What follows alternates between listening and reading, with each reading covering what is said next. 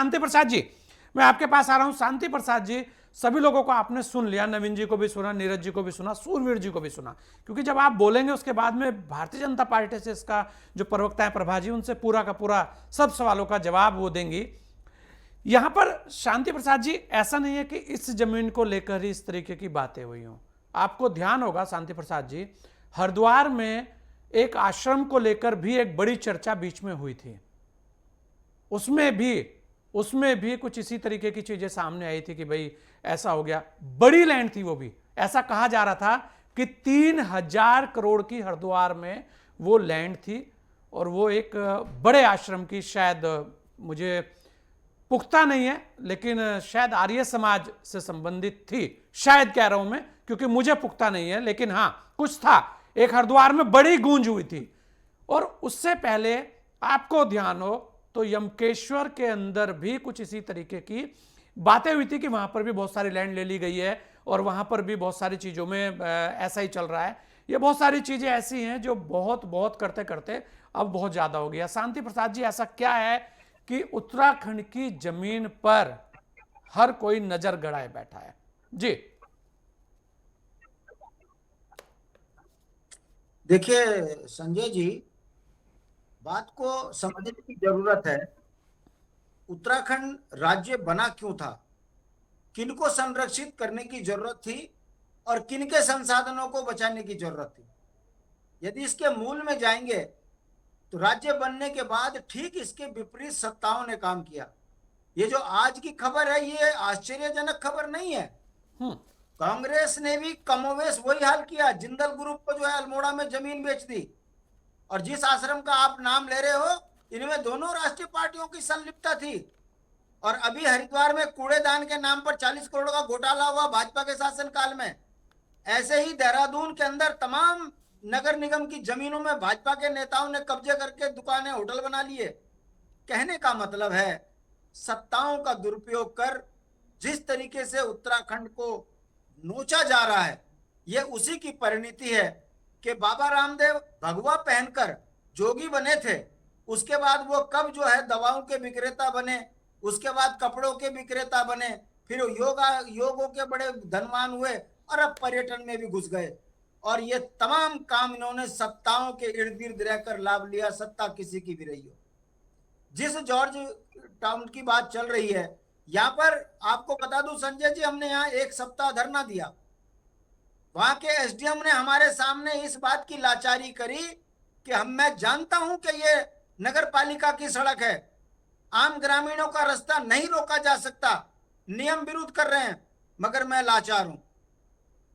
200 रुपए ग्रामीणों से लिए जा रहे जो अपने गांव में परंपरागत तरीके से रहते हैं। जब हमने झगड़ा किया, जब खूब जबरदस्त आंदोलन किया, तो उन गांव वालों को छूट मिल गई। बाद में और आंदोलन हुए तो लोकल लोगों को छूट मिल गई।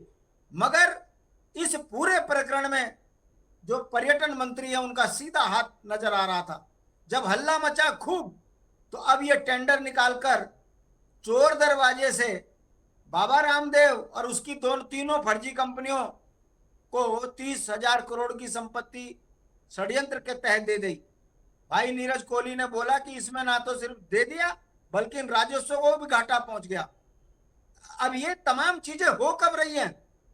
बिना सरकार की सह के 1 इंच जमीन उत्तराखंड की कोई नहीं ले सकता। मगर यह बड़ा दुर्भाग्य की बात है कि जिस जॉर्ज एवरेस्ट पर पर्यटक जाता था, उत्तराखंड की खूबसूरती देखता था, हिमालय की खूबसूरती देखता था, मगर वहां पर 7,500 रुपए में हेलीकॉप्टर के चक्कर काटो। और उन होटलों में मुझे कहते हुए बड़ी शर्म आती है, एक ऐसा क्लाइंट वहां जा रहा है मसूरी में, जिसका उत्तराखंड से और भारत की संस्कृति से कोई लेना देना नहीं है, और उसको सुरक्षित करने के लिए आम आदमी को रोका जा रहा है।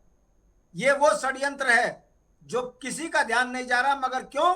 क्योंकि जब हम लोकल लोगों से मिलते हैं, जब वो बताते हैं कि हमको शाम को 5 बजे के बाद ऐसे खदेड़ा जाता है जैसे कि हम वहां के नागरिक नहीं है। क्यों भाई, ऐसी यातनाएं क्यों और क्यों ऐसा हो रहा है? उसके मूल मुझे इस डिबेट में कहने की जरूरत नहीं है।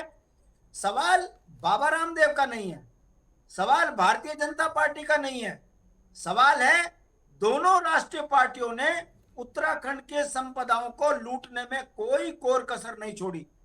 अडवाणी को जमीन चाहिए 1 रुपए में 100 बीघा, ऐसी राजनाथ को भी, ऐसी कांग्रेस के बड़े बड़े दिग्गजों के भी यहां पर बड़े बड़े कॉलेज बने हुए हैं सरकारी लीज की जमीनों पर।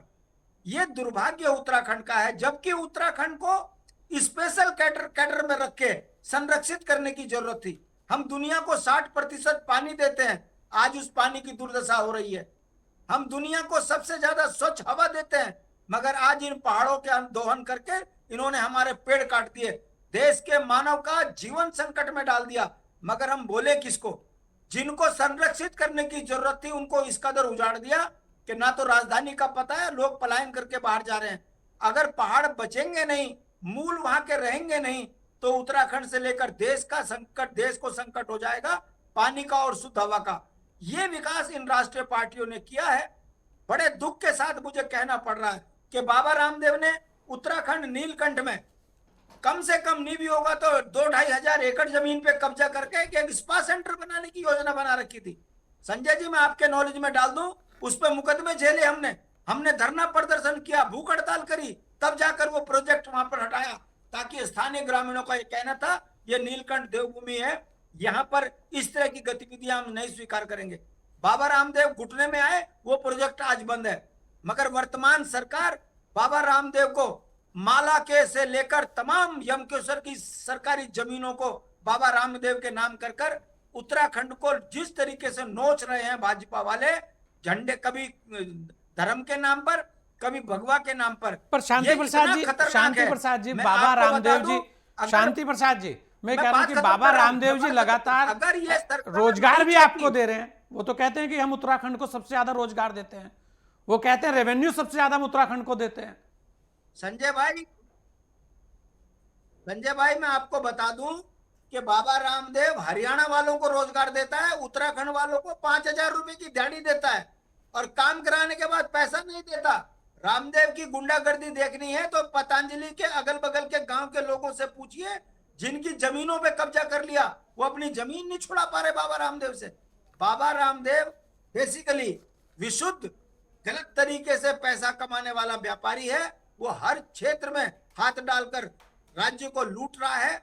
अगर इस पर अंकुश नहीं लगा तो मैं बता रहा हूं, आने वाले समय में उत्तराखंड के अंदर उग्र आंदोलन होंगे। क्योंकि पहाड़ के लोगों की संपदाएं बच पा नहीं रही हैं।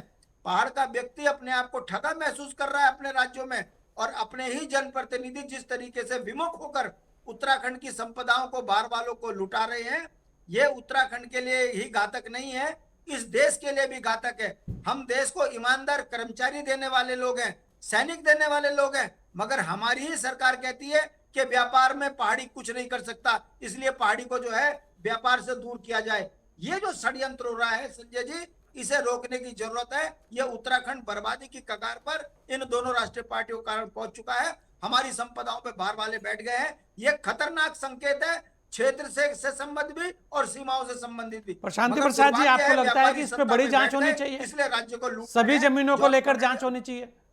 शांति प्रसाद जी, सभी जमीनों को लेकर जांच होनी चाहिए, कमेटी बननी चाहिए। अब जमीनों की जांच होगी तो नेता यही पकड़ेंगे।